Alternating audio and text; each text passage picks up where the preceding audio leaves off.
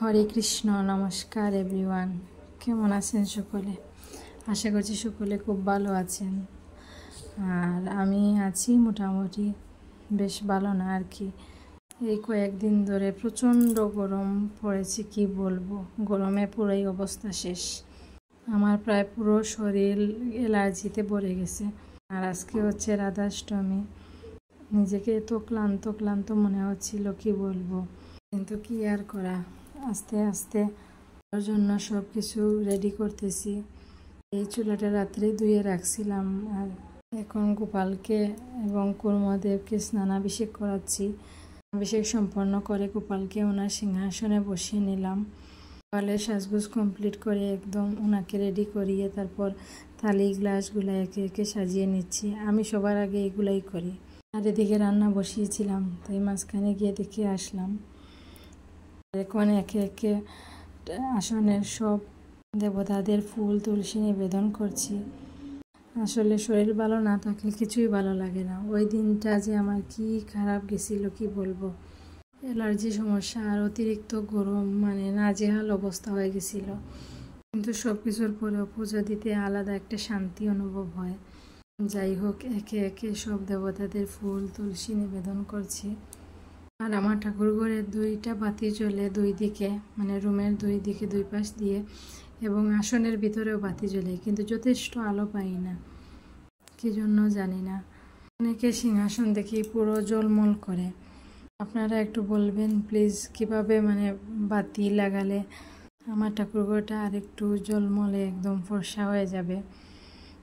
আর এখন কুর্মদেবকে লাল ফুল নিবেদন করছি, কারণ কুর্মদেবের খুব প্রিয় একটা রং হচ্ছে লাল, আর উনি লাল ফুল খুবই পছন্দ করেন।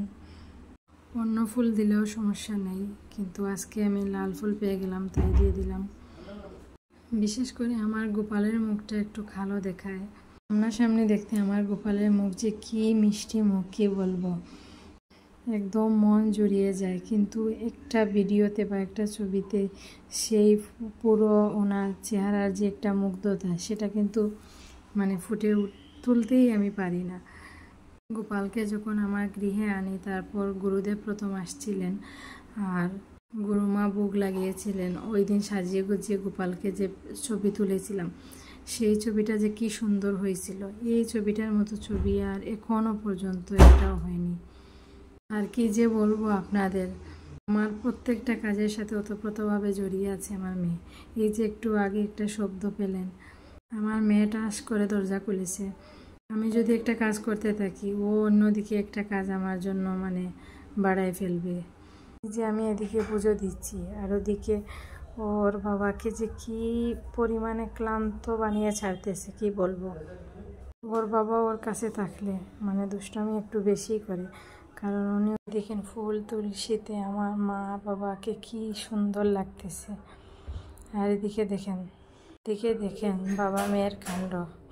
তিলক করে কৌটাটা ওইখানে রেখে গেছিলাম, তো দেখেন কি অবস্থা।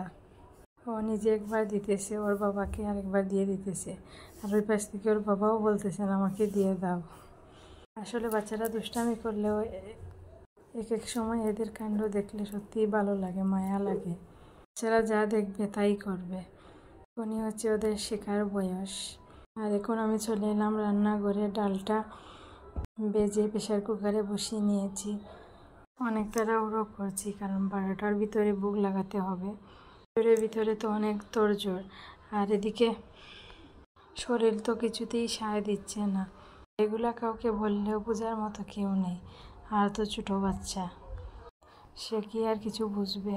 দেখছেন তো ঘরের মধ্যে পানি ফেলে একদম পুরো ঘর ভিজিয়ে ফেলছে। যাই হোক, ওর সাথে যুদ্ধ করে ঘরে এইটুকু সাজিয়ে গুছিয়ে নিয়েছি।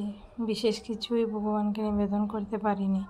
বিশ্বাস করেন, আমার থেকে যদি কেউ একটা ভালো শাড়ি পরে, বা আমার থেকে সব কিছু দেখেও যদি একজন মানুষ ভালো থাকে, আমার খুব ভালো লাগে।